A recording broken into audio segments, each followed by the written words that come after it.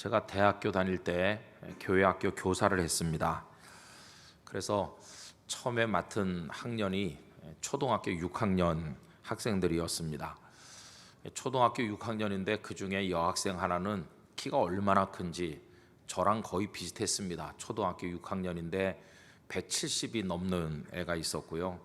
그리고 또 그 밑에 이제 키 작은 친구들도 있고 그때 완전히 꼬마죠. 그때 찍었던 사진이 흑백 사진으로 저희 집에 어딘가 있는 것 같습니다. 그래서 제가 초년병 말단 교사를 하면서 우리 아이들과 함께 그렇게 지냈는데요. 그 중에 영식이라고 하는 집사님 댁 남자 아이가 있었습니다. 맨날 영식아 영식아 이렇게 하면서 꼼밤도 주고 이제 그랬었죠.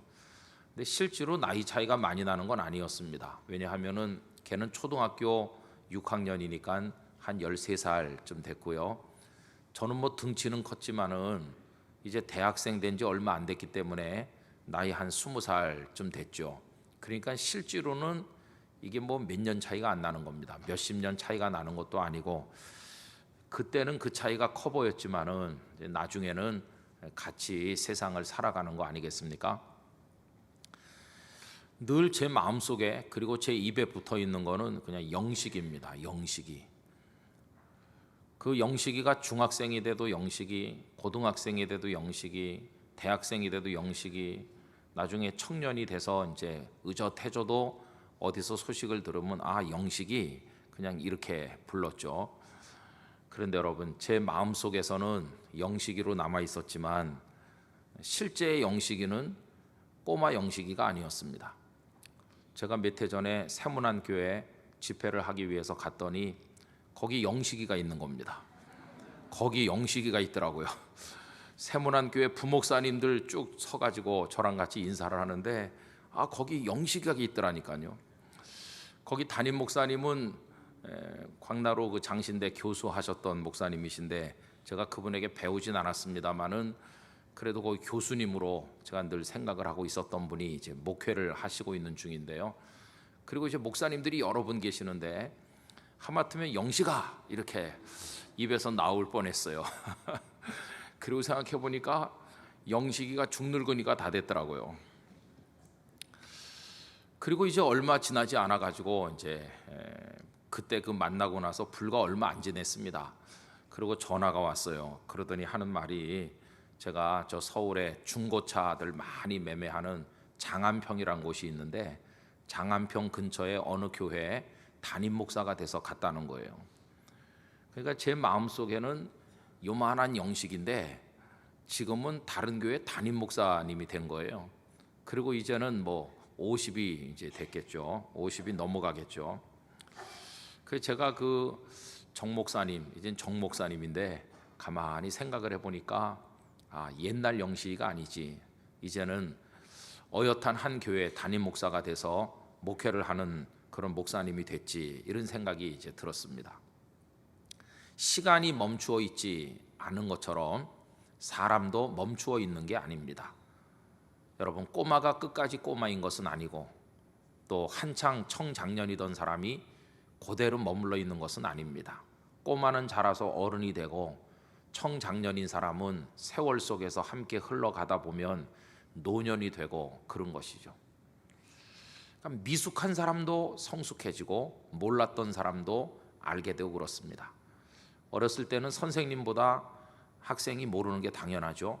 그래서 그 꼬마가 선생님에게 미주알 고주알 다 배우고 묻고 이렇게 했지만은 선생님은 그냥 거기 머물러 계신 경우가 많고 이 꼬마는 자라서 유명한 학자가 되는 경우도 있습니다. 몇십 년이 지나고 나면 이제는 선생님이 그 제자였던 이에게 배워야 될 정도로 그 제자가 월등하게 뛰어난 지식을 가진 전문가가 되는 거 아니겠습니까? 여러분 참 묘미가 있는 것은 이렇게 시간이 멈추어 있지 않는 것처럼 우리 사람도 멈추어 있지 않고 그 과정 속에서 우리가 하나님의 손길을 경험하게 된다는 것입니다. 이게 참 놀라운 것입니다. 이게 우리에게 소망이 되기도 합니다. 왜냐하면 오늘 내가 못났다 할지라도 나는 끝까지 못난 채로 정지되어 있는 게 아니기 때문입니다. 시간이 흐르면서 주님의 능력의 손길이 우리를 붙드실 때, 우리를 훈련시키시고 연단하시고 우리를 강하게 만드시고 성숙시키실 때, 그 시간의 흐름 속에서 우리는 점차 그리스도인다운 그리스도인으로 변화되어 간다는 것입니다. 그래서 거기 소망이 있습니다. 지금은 내가 아는 게 없고 연약하고 실패 앞에 그냥 100% 노출되어 있는 어린아이와 같지만, 세월이 흐르면 나도 모르는 사이에 내 체질이 바뀌고 내가 강해지고 하나님을 선택하게 되고 그 어떤 세상의 유혹에도 굴하지 않을 수 있는 능력 있는 그리스도인으로 우리들의 모습이 바뀌어 나가게 되는 걸 보게 되므로 이게 얼마나 소망인지 이루다 말할 수가 없는 것입니다. 이제 막 신학교에 다니면서 설교를 처음 시작하는 모든 게 생소한 전도사님이 몇십 년 후에도 그렇게 있는 건 아니지 않습니까? 많은 영적인 연단을 받고 목회의 과정에서 좌절도 하고 눈물도 흘리고 성령님의 도우심을 의지하다 보면 여러 은혜가 겹겹이 쌓이고 영적 체험이 쌓여 나가면서 나중에 수십 년 흘렀을 때는 정말 복음의 진수를 삶으로 체험하며 하나님의 은혜가 뭔지를 잘 설명하는 성숙한 목회자로 성장해 가는 게 아니겠습니까? 여러분, 이게 하나님께서 우리를 만들어 가시는 과정이라고 믿습니다. 그래서 우리는 미숙한 사람 미숙하라고 책망할 필요가 없습니다. 오히려 그를 붙드시고 그에게 역사하실 하나님의 손길을 기대하면서 그 사람을 격려하는 것이 우리가 해야 될 일인 줄로 믿습니다. 오늘 본문 속에서 보면 베드로와 요한이 사내들인 공회에 끌려갔습니다. 그 날 때부터 안진뱅이가 되었던 그 사람이 일어난 이후에 많은 사람들이 예수님을 믿게 되니까 이 사내들인 공회 사람들이 시기해서 그들을 잡아두었다가 아침이 되었을 때 공회를 열고 대제사장의 문중이 그리고 사두개인들 거기 사람들이 다 모였습니다. 그리고는 그 자리에 예수님의 제자 두 사람을 떡하니 세운 것입니다. 사내들인 공회라고 할 것 같으면 지식으로 보면 유대 사회 최고의 자리에 있는 전문적 지식을 가진 분들이 거기 모였습니다. 랍비들, 그리고 율법에 아주 통달한 사람들, 그런 사람들이 다 그 자리에 모였습니다. 사도 바울의 스승인 가말리엘 같은 분도 그 자리에 있습니다. 최고의 지성들이 그 자리에 모였습니다. 그뿐이 아닙니다. 권력으로 따지면 유대 최상위에 있는 사람들이 그 자리에 모였습니다. 그래서 로마 총독과 막역하게 지내는 사람들, 성전을 장악하고 있는 사람들, 유대 사회 모든 권한을 쥔 사람들이죠. 로마의 속국이기 때문에 외교권이 없고, 그리고 또 사형을 집행할 수 있는 권한이 없고, 군대를 징집해서 전쟁을 할 수 있는 그런 권한이 없을 뿐이지, 일반적인 치안을 비롯해서 내무적인 모든 일들은 그 사내들인 공회가 다 한 손에 움켜쥐고 있었습니다. 더구나 종교에 관련된 것들은 100% 사내들인 공회가 쥐고 있었습니다. 그런 최고의 지도자들이 모인 자리에 베드로와 요한이 서 있는 것입니다. 얼마나 사내들인 공회 회원들이 베드로와 요한을 우습게 생각했겠습니까? 초라한 사람들, 배운 게 없는 사람들, 예수나 따라다니면서 제자 입네 했지만 뭐 따져봤댔자 배운 것도 없고 내놓을 것도 없는 그저 그렇고 그런 저 갈릴리의 시골뜨기들, 그냥 이 정도 생각하면서 그 예수가 하도 희한한 말도 하고 희한한 능력도 행했다지 그 졸개들이라면서, 그런데 괜히 예루살렘을 시끄럽게 하는구만, 뭐 이렇게 생각하면서 아마 끌어다 놨는지 모릅니다. 자기들로서는 겁을 좀 주고 하면 겁에 새파랗게 질려서 싹싹 빌면서 다시는 예수의 이름으로 말하지 않겠습니다, 그럴 거라는 기대를 가지고 베드로와 요한을 끌어왔을 것입니다.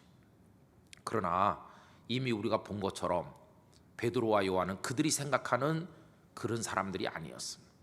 얼마나 당당하고 얼마나 능력 있게 자신들의 입장을 밝히면서 예수님의 그 부활의 그 진실을 증언하는지, 이 사내들인 공회 사람들이 입이 딱 막혔습니다. 그래서 충격을 받았습니다. 자기들이 생각했던 그들이 아니었기 때문인 것입니다. 여러분, 오늘 말씀 13절에 보면 산헤드린 공회 사람들의 놀라움이 이렇게 표현됩니다. 그들이 베드로와 요한이 담대하게 말함을 보고 그들을 본래는 어떤 사람으로 생각했습니까? 학문 없는 평범한 사람인 것으로 알았었는데, 그게 그들의 생각이에요. 배운 것도 없고 내보일 것도 없는 그저 그런 녀석들이다 정도로 생각을 했는데, 막상 데려다 놓고 말을 시켜보니까 그 입에서 나오는 말이 그게 사람이 배워서 하는 말이 아니었어요.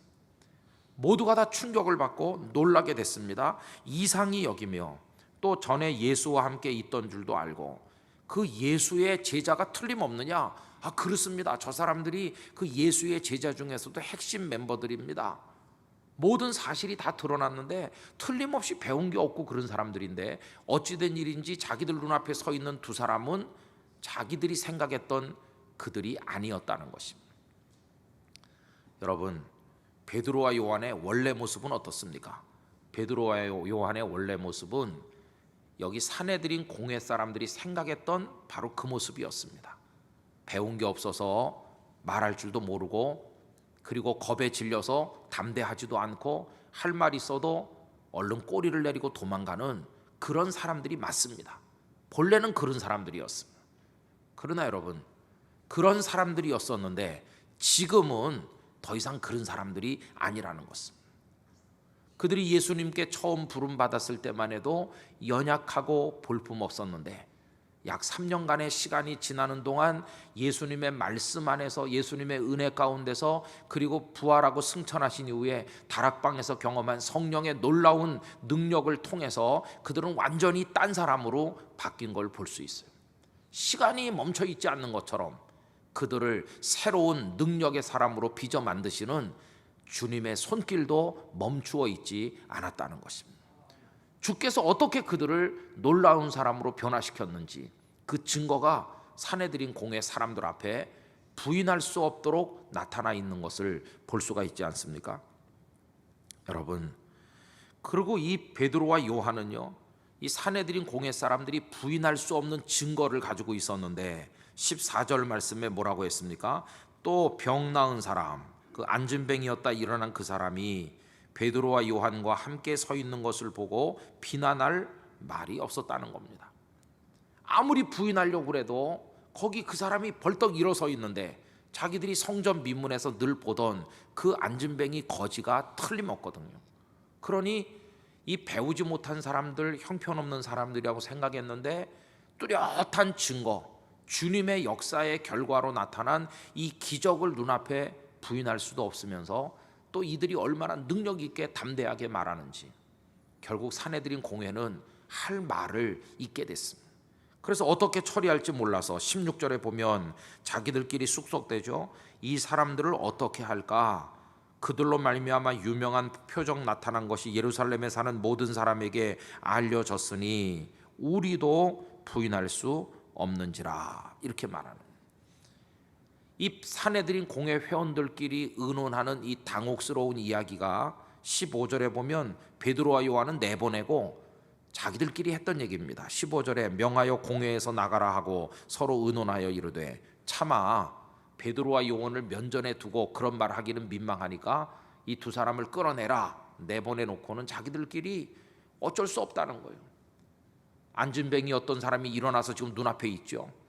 그리고 그 사람들의 말을 들어보니 얼마나 확신 있게 담대하게 말하는지, 어떻게 할 수가 없으니까 그들이 내린 결론이 무엇입니까?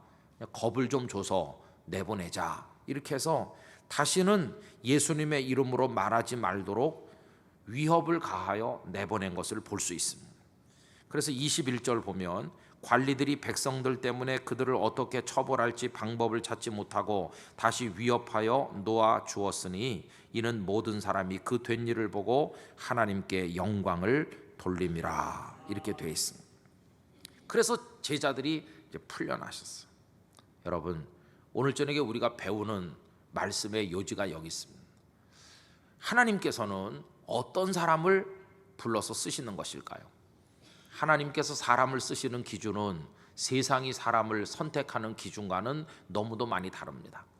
여기 병든 사람과 강한 사람 둘이 있으면 세상은 당연히 강건한 사람을 택할 것입니다. 많이 아는 사람과 아는 게 별로 없는 사람이 있다면 당연히 많이 아는 사람을 선택할 것입니다. 출신이 천한 사람과 좋은 가문에서 훌륭한 분위기 속에서 잘 자란 사람과 둘이 있다면 당연히 좋은 환경에서 자라고 여러 가지로 여유 있게 성장한 이 사람을 선택할 것입니다. 그게 세상에 사람을 선택하는 기준입니다. 그러다 보니까 세상에서는 배우지도 못했고 가진 것도 없고 집안 것도 내보낼 것도 없고 여러 가지 면에서 열등감을 가질 수밖에 없는 결격 사유가 많은 사람들은 길을 펴지 못하는 게 이 세상 아니겠습니까? 그런데 하나님께서는 어떻게 하시는가? 하나님께서는 세상의 기준과는 정반대로 적용하실 때가 많다는 것을 성경에서 볼 수 있습니다. 그 단적인 예가 예수님께서 제자들을 택하신 방법이 아니겠습니까? 여러분, 그 유인물에 제가 누가복음 6장 12절과 13절을 적어드렸는데요, 우리 다 같이 읽어보도록 하겠습니다. 이때 예수께서 기도하시러 산으로 가사 밤이 새도록 하나님께 기도하시고 밝음에 그 제자들을 부르사 그 중에서 12를 택하여 사도라 칭하셨으니 라고 되어 있습니다. 우리 예수님 밤새 산에 가셔서 기도하셨어요. 밤이 새도록 기도하셨어요. 그리고 나서 날이 밝자마자 제자들을 선택해서 부르신 것이, 여러분, 그 밤이 새도록 우리 주님께서 드린 기도의 주제가 뭐겠습니까? 하나님, 내일 똑똑한 사람, 강한 사람, 지혜로운 사람, 집안 좋은 사람, 엘리트, 똑똑한 영재들을 많이 만나서 그들을 선택하게 해주세요. 그런 기도였겠습니까? 아닙니다.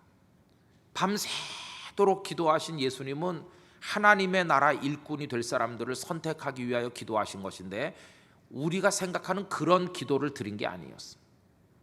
하나님의 뜻에 맞고 하나님의 나라 확장에 가장 요긴한 일꾼들을 선택하기 위하여 드리신 기도인데, 그리고 선택한 사람들이 베드로, 야고보, 요한, 그런 분들이세요. 아마 사람들이 전부 다 의아했을 겁니다. 그냥 지나가다가 아무나 만나서 너 날 따라오너라 대충 부른 게 아니고, 여러분, 예수님께서 제자를 선택할 때 밤새 기도하시고 택하신 거예요. 심사숙고하셨어요. 아주 진지하게 마음을 기울여 기도하시고 나서 택하신 겁니다. 그냥 아무나 불렀기 때문에 내가 잘못 골라서 배운 것도 없고 연약한 이런 사람들이 왔구나, 이게 아니었어요.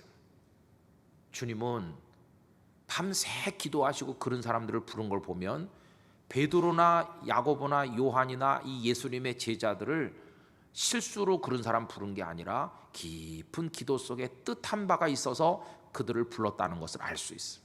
사람들이 이해하지 못할 것입니다. 아니, 그렇게까지 밤새도록 기도하시고 왜 배운 것도 없고 가진 것도 없는, 내놓을 것도 없는 그런 사람을 선택하셨습니까? 이렇게 묻고 싶었을 것입니다. 여러분, 대답은 여러 가지일 것입니다. 첫째로, 하나님의 영광을 위해서인 것입니다.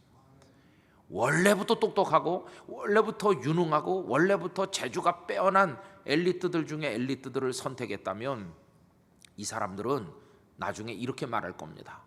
우리가 본래 훌륭하지 않았느냐고, 우리가 누구냐고, 우리가 뽑고 뽑은 영재 중에 영재가 아니냐고, 그러면서 하나님께 돌아가야 될 영광을 자신들이 차지하려고 할 것입니다. 그러나 배운 것도 없고 아무것도 내보일 게 없는 이들을 불러 위대한 열매가 맺힐 때 그들은 고백할 수밖에 없을 것입니다. 이것은 우리의 힘으로 된 것이 아니라 100% 주께서 하신 일입니다. 주님 영광을 받으시옵소서. 이렇게 하게 될 것입니다. 또 두 번째로는 주님께서 어떻게 연약한 자들을 연단하시고 훈련시켜 쓰시는지를 온 세상에 보여주시기 위함일 것입니다. 그래서 주님은 연약한 자도 불러서 강하게 만들어서 쓰시고, 가지지 못한 자도 불러서 당신의 것을 채워서 쓰시고, 어리석은 사람에게는 하늘의 지혜를 듬뿍 주셔서 쓰신 그런 하나님이신 것을 보이시고자 하시는 것입니다. 여러분, 그래서 그 밑에 고린도전서 1장 27절 28절 29절 다 같이 읽어보실까요? 그러나 하나님께서 세상에 미련한 것들을 택하사 지혜 있는 자들을 부끄럽게 하려 하시고 세상에 약한 것들을 택하사 강한 것들을 부끄럽게 하려 하시며 하나님께서 세상에 천한 것들과 멸시받는 것들과 없는 것들을 택하사 있는 것들을 폐하려 하시나니 이는 아무 육체도 하나님 앞에서 자랑하지 못하게 하려 하심이라. 할렐루야. 미련한 사람들도 선택하셔서 지혜롭다고 큰소리치는 사람들을 오히려 부끄럽게 하신다는 거예요. 그럼 그 미련한 사람은 그 지혜를 어디서 얻습니까? 하나님의 지혜가 그의 지혜가 되는 것입니다. 약한 사람은 어디서 힘을 얻습니까? 전능하신 하나님의 능력이 그에게 주어지는 것입니다. 없는 사람, 아무것도 가지지 못한 사람 어떻게 합니까? 부요하신 하나님께서 그를 통해서 그가 할 수 있도록 공급해 주시는 것입니다. 심지어 출신이 천한 사람까지도 들어서 쓰시는 것입니다. 여러분 잘 아시는 빌레몬의 종 오네시모. 오네시모는 노예 아닙니까? 노예. 로마 제국에서 노예는 가장 밑바닥 신분입니다. 그러나 이 오네시모를 주께서는 바울과 만나게 하시고 그의 마음을 여서서 회개하게 하시고 복음을 영접하게 하시고 바울은 그를 빌레몬에게 돌려보내면서 빌레몬서를 써서 보내지 않았습니까? 빌레몬의 마음을 움직이셔서 오네시모를 용서하게 하시고 주 안에서 형제로 맞이하게 하시고 오히려 오네시모를 보내서 사도 바울을 돕도록 빌레몬의 마음에 감동을 주셨고 오네시모는 가서 바울의 곁에 머물며 바울을 도왔는데 나중에 이 배운 것도 없고 정말 무식하던 노예 출신이 오네시모가 완전히 딴 사람으로 변해서 에베소 교회의 목회자가 되고 그리고 흩어져 있던 사도 바울이 여기저기 보냈던 편지들을 전부 수집을 해가지고 오늘 우리가 읽을 수 있도록 신약 성경 속에 모아들인 장본인이 오네시모라고 알려져 있질 않습니까? 여러분 노예 출신이었어요. 노예 출신에 불과했어요. 그러나 하나님께서는 천한 자를 들어서 하나님의 나라를 위한 존귀한 주의 종으로 쓰신 것을 볼 수가 있지 않습니까? 여러분 오늘 우리 자신을 한번 하나님 앞에서 생각해 봐야 됩니다. 우리는 자꾸만 우리의 조건을 생각합니다. 나는 가진 것도 없고 배운 것도 없고 나는 아는 것도 없고 연약하고 등등 이 조건은요 우리에게 원망밖에는 가져오는 게 없습니다. 하나님께서 내게 워낙 안 좋은 조건들을 주셔서 오늘 내가 이렇습니다 이렇게 불평밖에는 하도록 만들질 않습니다. 그러나 우린 조건을 넘어서야 됩니다. 조건을 따진다면 최고의 조건은 하나님이시지 않습니까? 비록 내가 다른 조건들이 불비하다 할지라도 전능하신 하나님께서 나와 같이 계심을 믿는다면 그 믿음의 태도로 인하여 우리의 결격사유 같은 연약한 것들은 다 뛰어넘을 수 있게 될 줄로 믿습니다. 성경에 보면 원래부터 빼어난 사람이었었는데 하나님의 종이 된 사람은 아주 드뭅니다. 예를 들면 다윗, 그냥 베들레헴의 목동에 불과했어요. 양이나 먹이면서 양이나 잡으러 다니던 그런 소년이었어요. 양똥 냄새가 온몸에 배었을 것이에요. 양틈에 자서 그 양털이 묻어가지고 북실북실했을 것이에요. 얼굴도 꾀죄죄했을지 몰라요. 때가 묻고 해가지고 언제 말끔하게 씻고 영화 속의 다윗이 아닙니다. 그런 소년이었어요. 그러나 하나님께서 그를 택하시고 그에게 성령의 기름이 부어지고 그를 하나님께서 연단시키시고 시간이 흐르지 않습니까? 소년 다윗이 이제는 30살에 멋진 미장부로 성장하는데 그 시간 속에서 다윗은 전쟁도 경험했고 쫓기는 고난도 경험했고 하나님 없이는 안 된다는 절박한 상황도 경험했고 하나님 앞에 부르짖고 매달리는 영적 연단과 육체적 연단을 다 받아서 나이 30이 됐을 때는 나라를 맡겨도 나라를 다스릴 만한 훌륭한 사람으로 성숙해 있었던 것입니다. 시간이 그냥 흐른 게 아니었어요. 여러분 그 시간 동안 하나님은 미숙하던 다윗을 완숙한 하나님의 사람으로 변화시켜서 그 손에 나라를 맡겨주셨던 것입니다. 17살 소년 요셉, 그냥 형님들 고자질이나 하고 자기밖에 몰라서 색동옷 입고 혼자서 좋아하던 철부지 어린 소년과 같았습니다. 그러나 그가 17살에 애굽에 팔려가 보디발의 집에 노예가 돼서 밑바닥에서 고통받으면서 13년의 세월이 흐르는데 이 시간이 멈춰 있지 않은 것처럼 요셉도 멈춰 있지 않았어요. 13년 전의 요셉이 아니었어요. 나이 30살 때 요셉은 형님들을 다 포용하고 용서할 수 있는 사람으로 가슴이 큰 바다같이 변해 있었어요. 더 이상 고자질 같은 거 하는 사람이 아니었어요. 이제는 굶어 죽을 위기에 처한 백성들을 불쌍히 여기는 사람으로 바뀌어 있었어요. 하나님과 깊이 교통하는 영적 거성이 되어 있었어요. 그래서 그 굶어 죽을 위기에 처한 백성들을 다 건지고 형님들의 가족들을 다 먹여 살리고 그리고 성경 속에 빛나는 인물로 우뚝 서게 된 것이었어요. 여러분, 그 13년의 세월이 예전의 그 요셉을 완전히 새 사람 요셉으로 만든 것입니다. 저는 우리가 그 하나님의 우리를 변화시키고 새롭게 하시는 손길에 우리 자신을 전적으로 맡겨야 된다고 믿습니다. 하나님, 저를 좀 빚어 만들어 주세요. 10년 전에 저와 오늘의 저가 똑같은 모습이라면 이건 우리의 교만 때문인 것입니다. 하나님의 손에 의해서 깎아 만들어주고 빚어 만들어줘서 새로운 존재로 점점 아름답게 변해야 되는데 하나님의 손길이 내 인생에 닿는 걸 거절하고 나는 내대로 살겠습니다, 그 하나님의 연단을 거부할 때 결국 우리들은 우리의 성정으로밖에는 할 수가 없는 자가 될 것입니다. 그러나 나의 인간적인 성정을 다 내려놓고 하나님의 수술대 위에 나를 올려놓고 나를 연단하시고 나를 수술하시고 나를 새롭게 하셔서 하나님 쓰시기에 합당한 사람이 되게 하여 주시옵소서. 이렇게 맡길 때 하나님께서는 우리를 수술도 하시고 새롭게 하시고 연단도 시키고 강하게 하시고 성령의 은사들과 능력을 주셔서 미숙하던 우리가 담대한 하나님의 사람이 되게 하여 주실 줄로 믿습니다. 하나님 그렇게 만들어 가시면서 쓰시는 것입니다. 세상은 배울 거 다 배우고 갖출 거 다 갖춘 인재를 원하지만 하나님께서는 깎아 만들면 좋은 인재가 될 수 있는지 그의 믿음과 태도를 보시고 선택하시는 분이신 것입니다. 그래서 이런 얘기가 있잖아요. 평범한 사람은 조각이 끝난 작품 앞에 감탄하지만 조각가는 조각을 해야 될 돌덩이 앞에서 감탄한다고 그래요.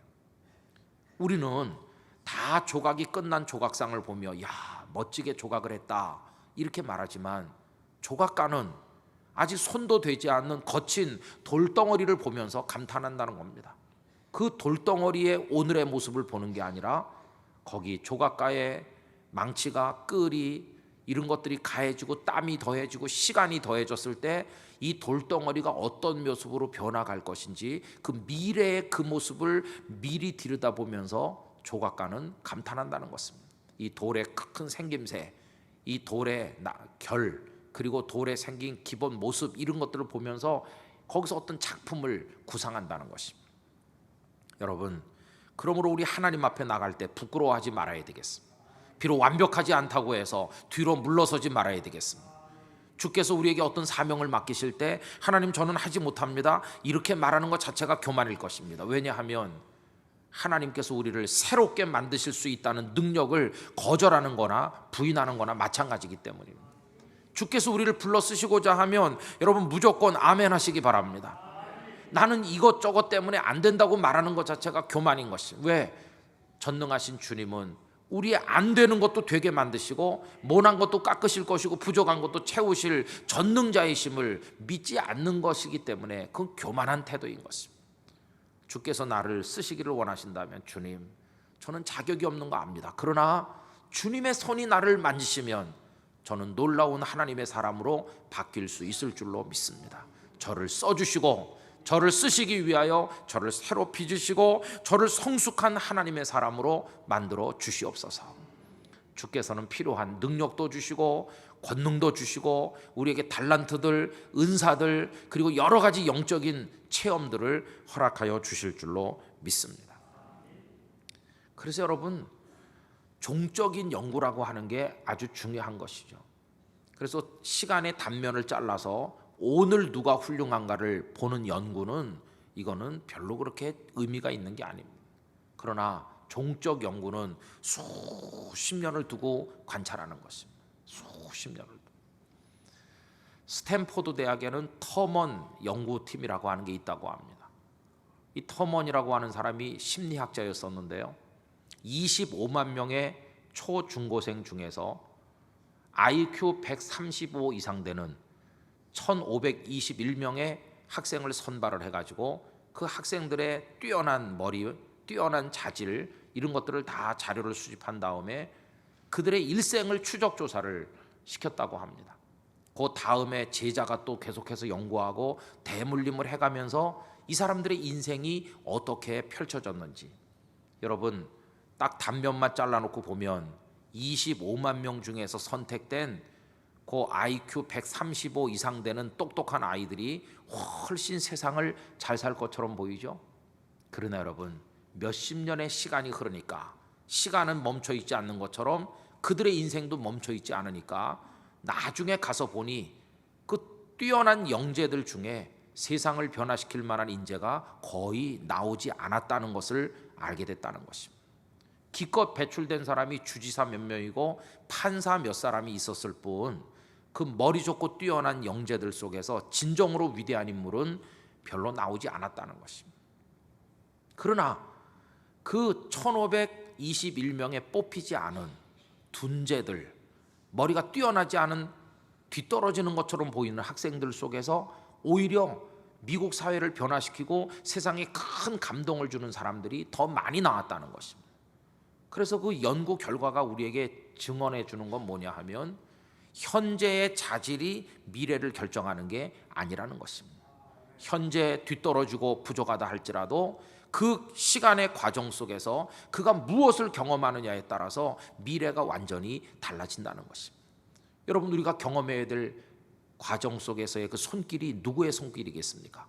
우리를 새롭게 만드시는 주님의 손길인 줄로 믿습니다. 신학대학교를 졸업하고 나갈 때 다 비슷비슷해 보입니다.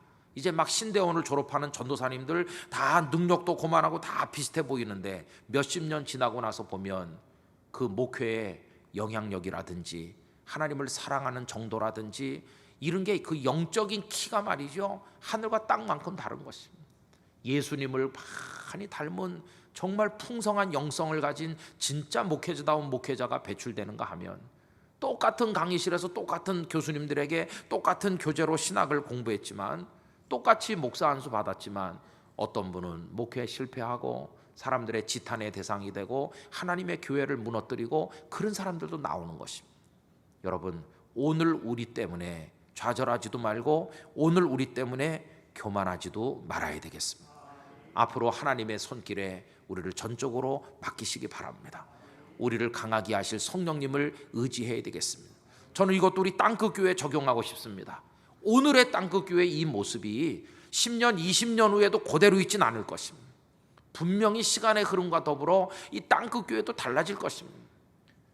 우리의 소망이 있습니다. 주님의 성령께서 이 땅끝 교회 공동체를 어루만지시고 수술하시고 강하게 역사하시고 우리를 연단하신다면, 우리가 지금 상상도 못할 교회로 10년, 20년 후에 땅끝 교회가 주님을 영화롭게 하는 교회가 되어 있을 줄로 믿습니다. 그리고 우리 한 사람 한 사람 거기에 주역이 되어 내 아들과 딸이, 우리 손자 손녀가 거기서 하나님을 영화롭게 하는 복 있는 사람으로 서 있게 될 걸 여러분 기대하실 수 있지 않습니까? 그냥 우린 이렇게 끝날 것이다, 절대 그렇지 않습니다. 갈릴리 바닷가에서 그물이나 던지던 그 젊은이 시몬이 그냥 시몬으로 끝난 게 아니라 예수님을 만나자 베드로가 됐고, 성령에 충만하자 사내들인 공회를 압도하는 하나님의 사람이 됐고, 그가 나중에 저 로마 제국의 심장인 로마에까지 가서 주님의 부활과 복음을 증거하는 사람이 되지 않았습니까? 여러분, 그런 거룩한 비전을 우리의 미래를 향해서 하나님 앞에 품는 성도가 될 수 있기를 바라는 것입니다. 그래서 이런 기도를 드려보세요. 주님, 앞으로 저를 어떻게 쓰실는지 기대가 됩니다. 저를 더 멋진 어떤 달란트를 가진 사람으로 쓰실는지 하나님, 제가 정말 기대가 돼요.